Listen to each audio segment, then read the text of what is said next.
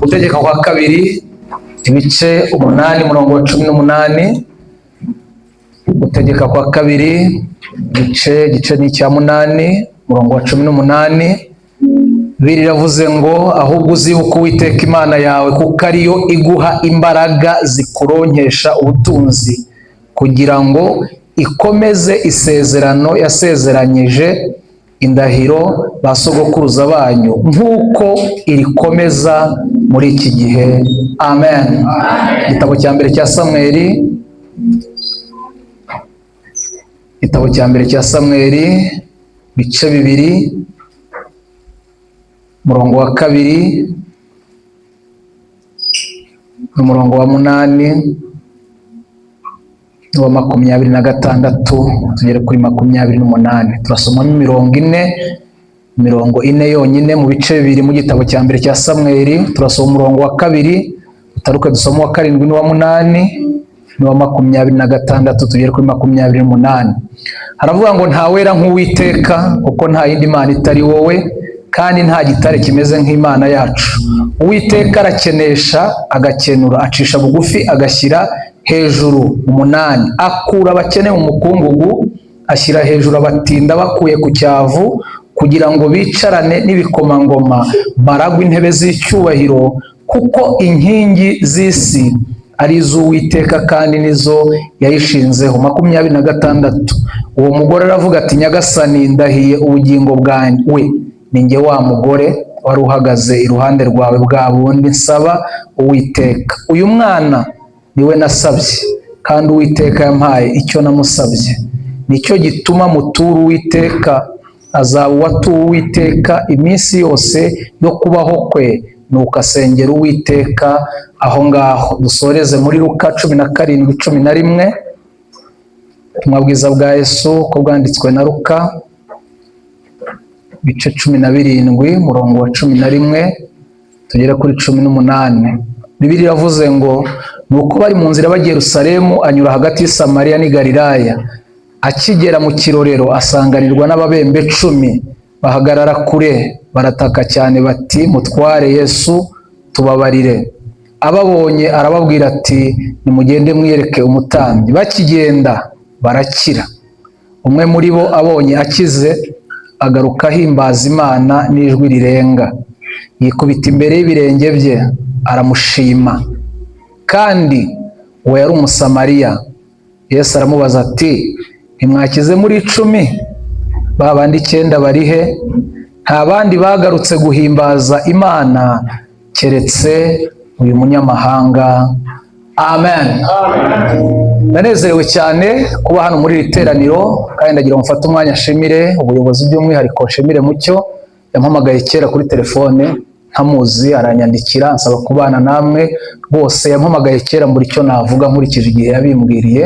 Kuva twavugana rero yagiye ampereza umwanya uhagije wo kuvugana nawe twibukiranya. Rero yarakoze, Imana imuhereze umugisha. Pastor rero nawe namubonye kuri afishe, ngeze hano urebye isura nkabona ndamuzi. Sinzi ahantu muzi, wenda turaza kumenyana nkuko yabivuze, ariko nabonye tuziranye kabisa. Sinzi hariho, ariko turaziranye. Nawe yarakoze kubigiramo uruhare kugira ngo tubane. So Wezire nawe ntekereza ko nubwo haciye iminsi myinshi tutabonana, ariko ndumva tuziranye, kandi tuziranye hano i Butare. Sinarinze ko yaje Kigali, ariko turaziranye n'ahantu mu byaro Ruguzandago handi, ndumva dufite ahantu henshi tuziranye kabisa. So nishimye rero cyane, imyaka yari ibaye myinshi, nawe Imana ishimwe ko tubonanye.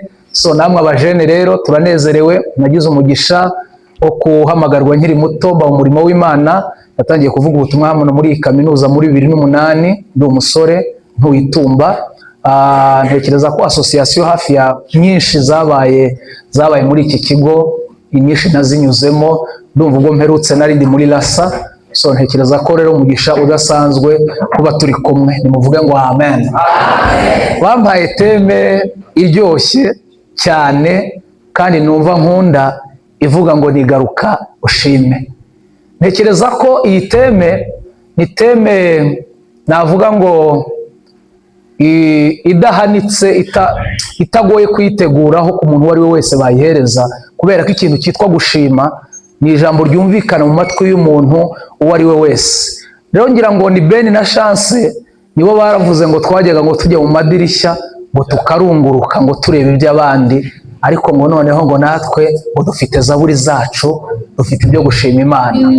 Iri jambo ry'Imana bateguye riri mu Gutegeka kwa kabiri ibice 8 umurongo wa 18. Iki ni igice cyanditswe na Mose mu bitabo 5 yanditse, harimo n'icyo Gutegeka kwa kabiri. Aya magambo ayandika yayabwiraga Abisirayeli.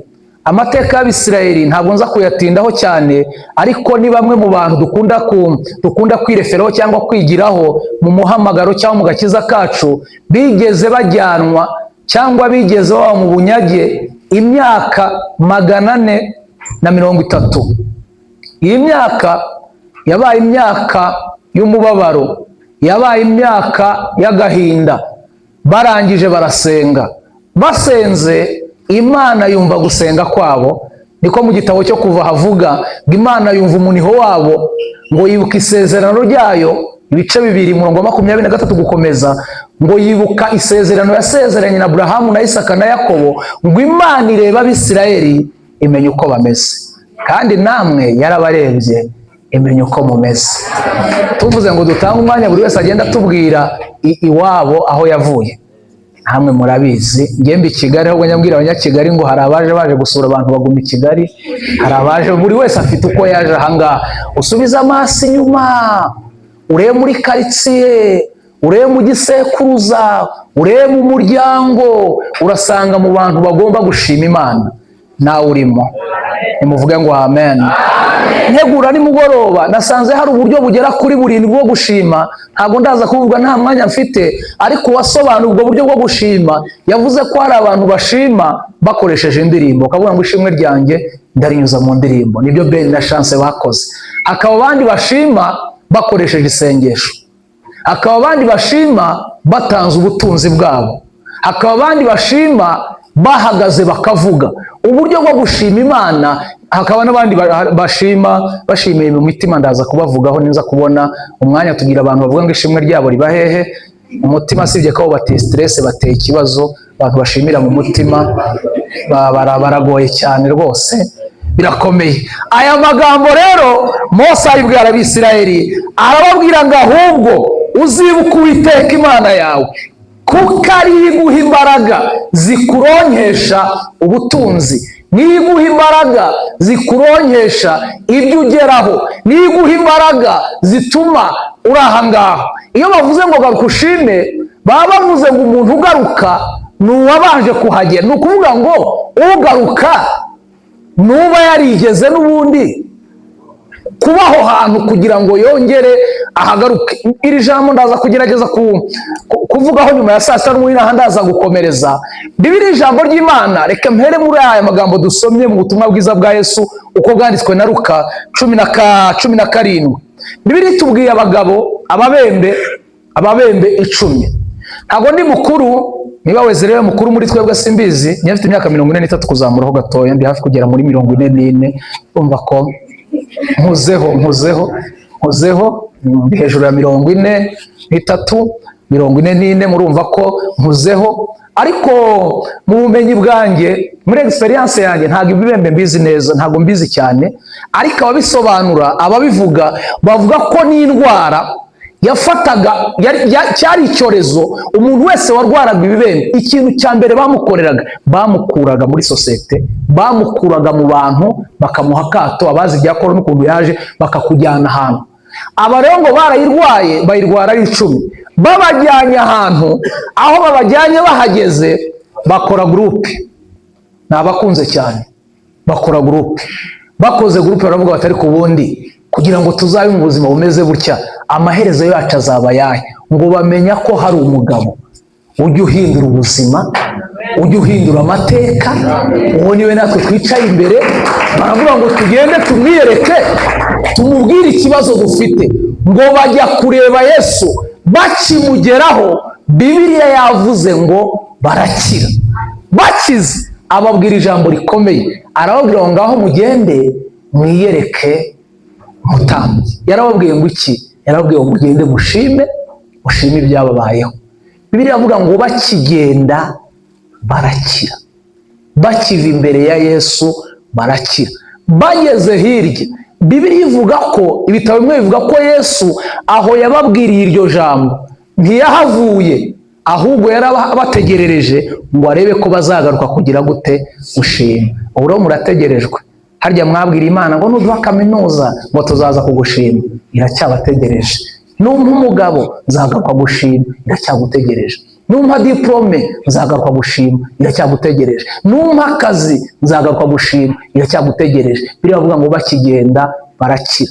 Bakimara gukira bari 10. Murankurikiye? Bari bangahe?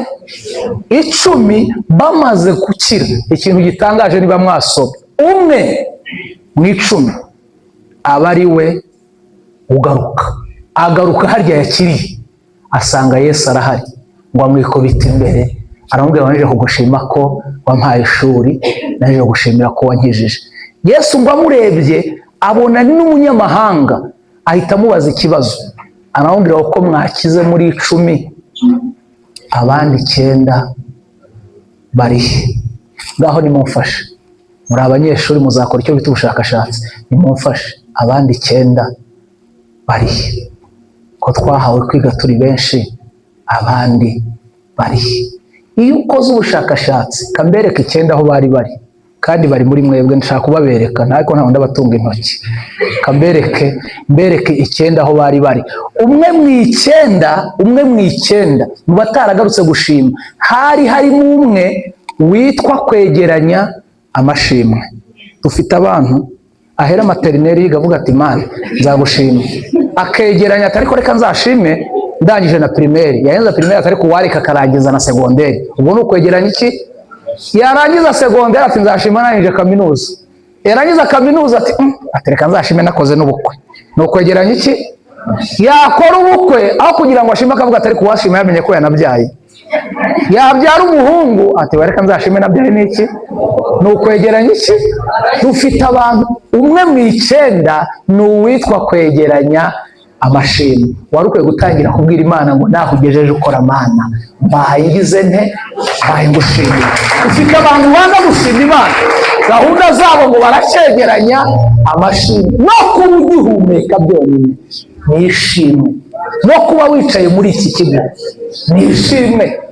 Erega munashima Imana. Nzanye na Mucyo ngewe 2008 ntangira kubwiriza hano, ntabwo ari uko hari hameze, ntabwo ari uko hari hameze. Muri kaminuza uko hari hameze, harimo uduhanda, harimo ukuntu, mufite ibintu byinshi byo gushima Imana.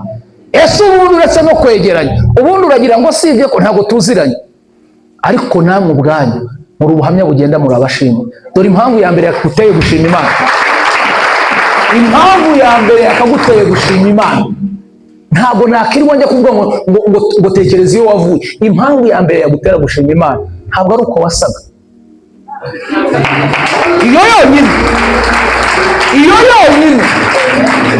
yonyine ntabwo ari uko wasaga, ntabwo ari uko wambaraga. Hari kora yitwa Beura baherutse gusohora indirimbo imaze nk'iminsi 3, baravuze ngo fata ifoto yawe yo hambere uyihuze n'iki.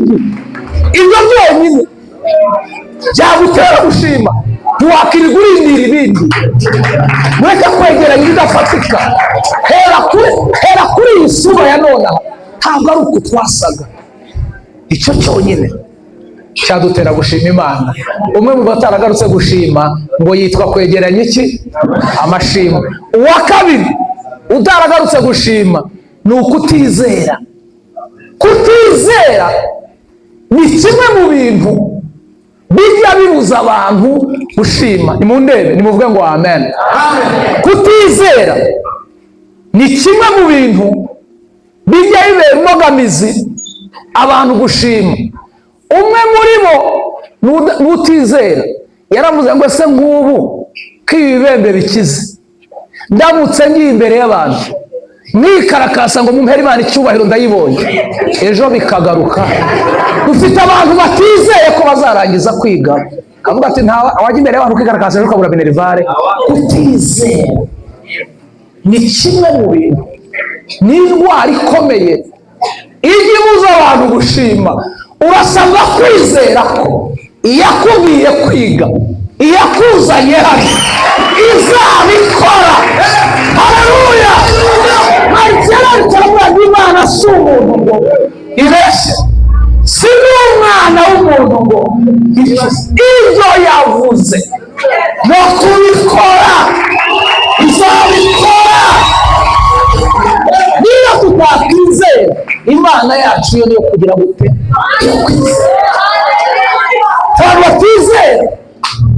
Abantu batizera wari ukwiye kwizera. Ubundi warinde wo kuza ahangaha muri iki kigo, warinde. Ntabwo naje kubaha ubuhamya, ntabwo aricyo cyanzanye. Twagiye abantu batureba mu makote, batureba mu makaruvati, batureba kuri social media. Turashimira yakoze biriya, ikaba iri gukora n'ibi, izongera ikore n'ibindi. Luka yaranditse 37 aravuga ngo kuko ari nta jambo Imana ivuga ngo rigire rite, ivuga neza ibyo yavuze izabikora. Narije kubabwira ngo mwizere. Uwa gatatu utarashimye ni ubwibone. Iki bwibone kujya uza abantu gushima nkanjye ngurangire kaminuza ngo umuntu ngo nkanjye nkajya imbere y'abantu ngo nkababwira ngo ngiye ngo nabayeho. Ubwibone irwarame kumva ngo se ngo muri aba bana ngo ubunaza gushima ngo hoya ngo ninashima ngo urumva ngo ngiye ngo uzashimira hano ngo hari VIP. Ubwibone. Uwo ni uwa gatatu utarakaruse gushima ni ubwibone. Imana izabarinda ubwibone. Imana izaba ubwibone ni indwara mbi igituma abantu batagera ku by'Imana yavuze. Kutangira ubwira Imana ngo nubinkorera zajya mbwira abantu ibyo wakoze, ariko wagera aho abantu bari wasubu ngo nkanjye ngo wize amashuri angana atya ngo ibi ngo ndabibwira abantu ngo ko nabayeho nabi. Ubwibone. Ubwibone ni ikintu gikomeye. Ubwibone ni indwara mbi, ariko Imana izaturinda kwibagirwa. Nimuvuge ngo amen. Nihuta ndumva ari utundaza kuvuga izindi point ndaza kuzivuga nyuma ya saa sita. Nagira ngo batangarize ko ubwibone navuga ngo ni intangiriro yo kwibagirwa imirimo y'Imana. Nabwiye abantu bushizaho narindi nujya ubona wambaye ntibikagutere kwibagirwa ko hari igihe ugeze kubaho mu buzima kwambara byari ikibazo. Njye nabaye muri korali 97 kugera muri 2004. Muri 2000 umuroko defense umwe yampaye ipataro kubera ubuzima twari turimo. Amaye ipataro nini y'umukara ukuntu. Nabaga muri korali ndaririmba na 2001 2002 2003 imyaka 3. Itoro niko ryagendaga ariko rarizamo abasirimu. Bagiye kimwe maze kuririmba, arinze kuririmba nyine kubera kuvuga n'ikirwi rigenda rimera nabi. Tugeze hanze umuntu araza arampamagara arambwira ati uri muririmbyi mwiza baguhagarika imbere, ariko iyo pataro ujya wambara igiteza ibibazo mu iteraniro. Ubwibone ni ikintu gikomeye n'ujya ubona wambaye biri kuri tayi ugiye ko hari igihe wambaraga bigahenga mukuru. Arambwira ati iyo pataro yawe igitera ibibazo mu iteraniro abantu bayibazaho. None ko ariyongera gusa uragira ngo mbigenze nte? Kandi nayo ko ari umuroko defense wayimpaye. Arambwira ngo se bareka nkokorera umugisha akugurira ipataro. Ntiwaba ugize neza. Ampereza amafaranga 5,000 muri 2003. Ampaye 5,000 mbona umuryango w'iwacu ntawugeze yambara ipataro ya 5. Ndagenda muri 5. Mureke mbabwire mujye mushimira Imana. Mujye mushimira Imana. Ndagenda ngura ipataro y'5. Icyumweru gikurikiye ari umutuku, ari karapataro k'umutuku ushobora kukibagirwa. Icyumweru gikurikiye ndaza muri korali ndaririmba. Kumbi harimo umusirimu aho ngaho uzi by'imyambarire. Turaje amapera narasora arambwira ati nese ukoze wima ko waje wambaye ipataro y'abakobwa wabaye. Nanjye ngo nzi ko naje nabemeje bikomeye. Ndabwira ni wowe ni ipataro ni shyashya. Arambwira ati simpakanye ko atari shyashya ariko ni y'abakobwa. Ni guteze ati nese ipataro itagira isheni, ntigire aho bashyira umukandara, ntigire umufuka. Uri kubona ko ari y'abakobwa. Bene da Imana izabarinda ubwibone n'ujya ubona wambaye ubimenya ko hari igihe bitigeze gukura. Ngombe 5 nayiguze na 3,5 nayo nasangwe nayo nayariye. Yemwe Imana izatujya ubona wambaye nubona ufite amafaranga ujye ubwira Imana ngo ujye undinda ubwibone. N'umuzi komeye cyane ibyo simbitindaho. 2013 maze kugera i Kigali maze gukora ubukwe nakoze ubukwe muri 2012. Abanyakigali barankunda bati Imana duha muvuga ubutumwa mwiza Kigali ukiri muto w'umujene. Nkora n'umuntu hambwe ati nshaka kugura inkweto ya congo uzajya wambaza itisi ngo ukunda amatisi kuko ibikweto nambara ku itisi ntibyajyanaga. Arambwira ati shaho ngurira congo. Arambwira nti mwamugize neza mpereza 25,000. Anyereka n'ifoto ya congo zabo. Ngeze hirya avuga 25,000 byose umuntu abigura inkweto imwe. Ariko Imana nyamara mushamureke iki kintu kitwa kugaruka ugashima ugihereza muracyari batoya mwe mufite n'amahi ubundi mwebwe mufite n'impamvu zo gushima hari byo amaso yanyu atabonye kandi ntazanabibone. Andagiraho ndagurira inkweto ndagenda ngezeyo ninjira mu iduka nahitwa kwa Ndamage nereka umucuruzi ifoto nti inkweto irahara nyereka mu kabati ati iyo ngiyo ese nangahe ati hano ntibabaza ibiciro biba byanditseho 25. Nawe ngahenda guha 23 kugira ngo nsagura ngahe ibi. Aravuga ngo ibiciro bya ntago bijya bigabanuka. Ndasohoka njya kuri indi duka ndazibura njya handi ndazihasanga sanga ni 25. Bibaye saa 6 saa 7 saa 8 saa 9 njya muri Mateus ruguru ngezeyo naho ndazibona saa 25 saa 10 saa 11. Aravuga nti oya nzagaruka ejo. Umugoroba ndamanuka ngana hitwa ahahoze gereza ya Nyarugenge ngeze hafi ya Kifaruma ku isoko amatara baratse umugoroba uraguye mpura n'umuntu utwaye ibikweto ku giti gutya. Namuhagarika mbona inkweto ijya gusa na yayindi. Inkweto nanga ati ni caguwa zirahenda ati 30. Ni kwihenze atufite angahe ni 23. Kuva mu gitondo ndi kurwana amafaranga 2,000. Arambwira ati zana 28 mfite 23 kabisa. Aragenda ageze hirya arahamagara ati hagara tuvugane ati zana 26. Uko mbona yantitirije yambwiye ko ari caguwa yakangwe 24 basi ati ngaho yazanye muha 24. Kari bwije sinigeze aragiye ngeze mu rugo mu gitondo mbyuka kare umuntu araguze inkweto nshyashya ngiye kwipima sanga zose nizo mu kaguru kamwe. Reka mbabwire niba yavuga ngo garuka ushime ujye wumva ko ufite impamvu ujye wumva ko wuzuye impamvu zo gushima Imana. Ubwibone ni ikintu cya gatatu ni umubembe wa gatatu utaragarutse gushima Imana. Mu 10 bari bakize minota iramfashe kansoreze uwa 4 n'ubwoba. Iki ubwoba ni ikintu kiba kibuza gushima Imana. Muzi ko umuntu ajya ategura gushima Imana umwuka w'ubwoba ukamufata yagera mu itera akavuga ati Yesu atufite abantu bareba batya ndabahagarara imbere.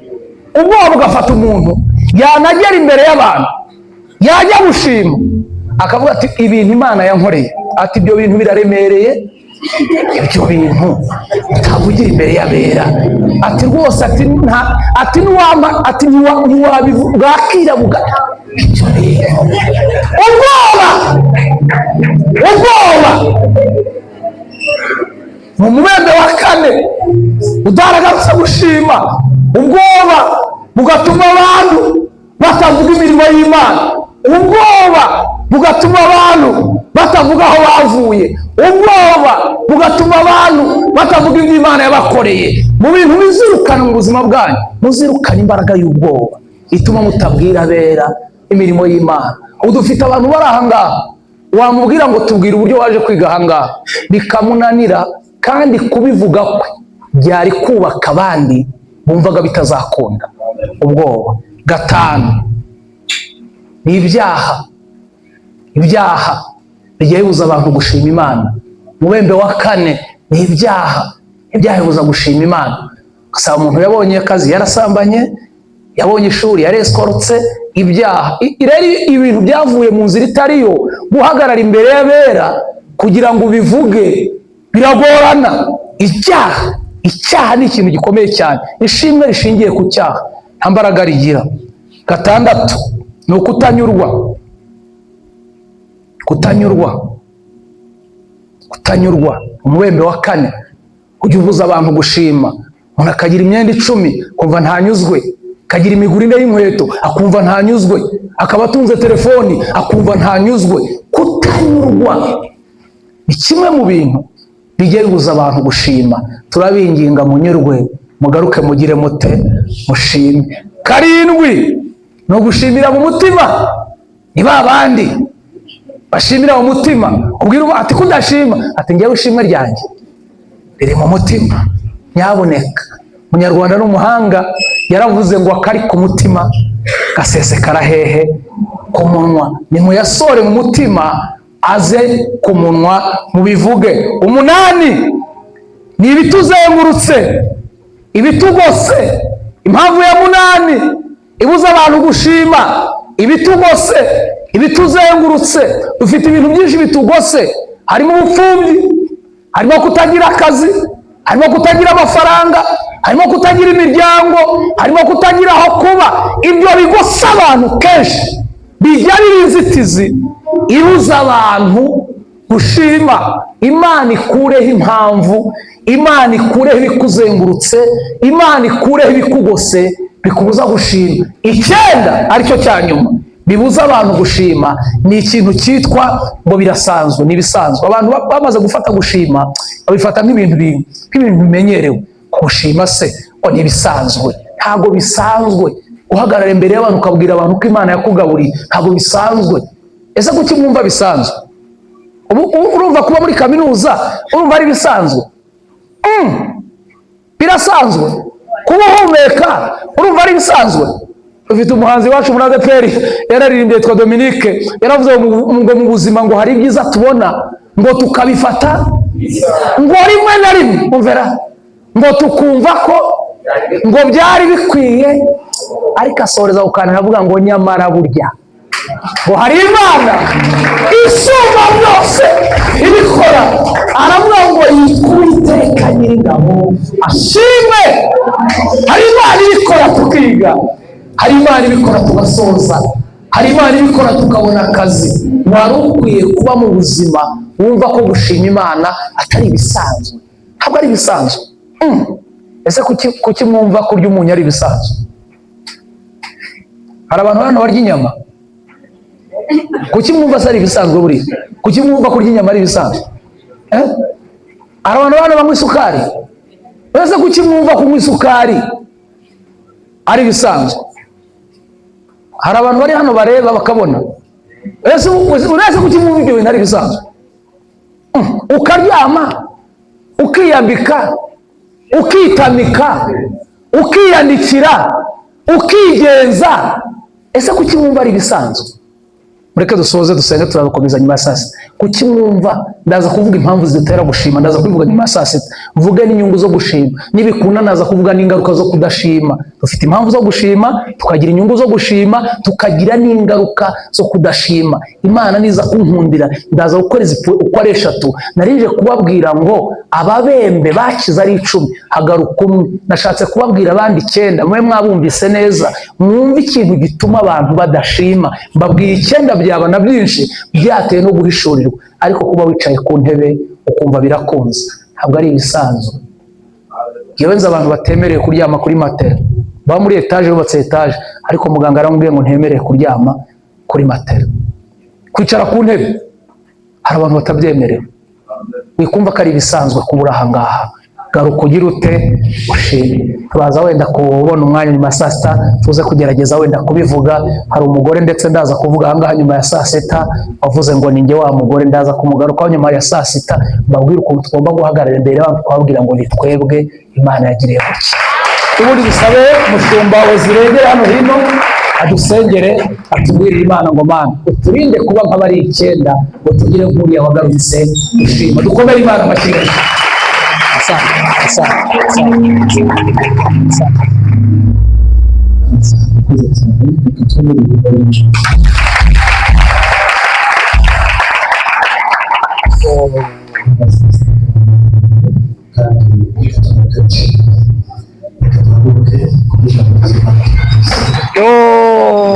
Shimwe Yesu, turinde kubifata mu misozi.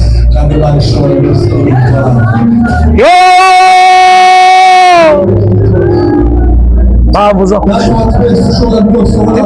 gushima, ufite impamvu zo gushima, ufite impamvu zo gushima, ufite impamvu zo gushima, ufite impamvu zo gushima. Haleluya! Haleluya!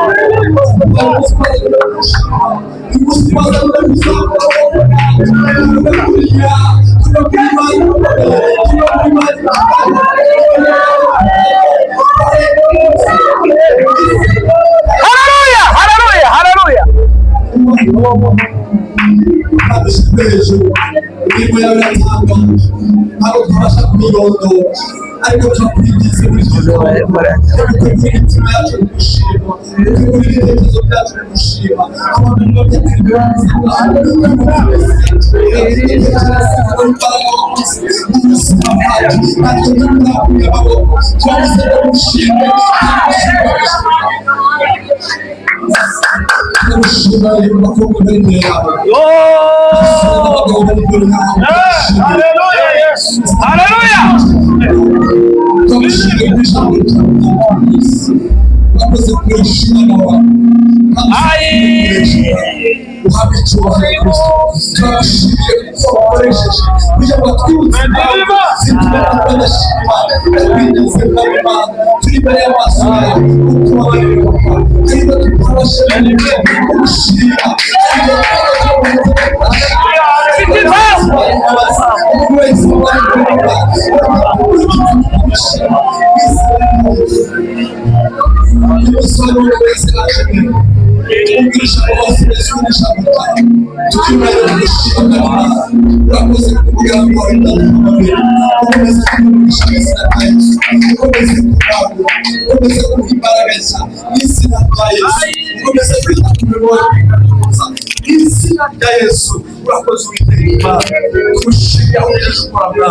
imirimo yawe iratangaje komeza kubana natwe komeza kutuyobora mu izina rya Kristo imbaraga zawe zumvikanire mu mitima yacu umutware bwawe ukomeze kuganza turagushimiye mwami tugushimiye ku ijambo ryawe tugushimiye ku uyu mwanya tugushimiye ku tugambiriye kutugirira mu izina rya Yesu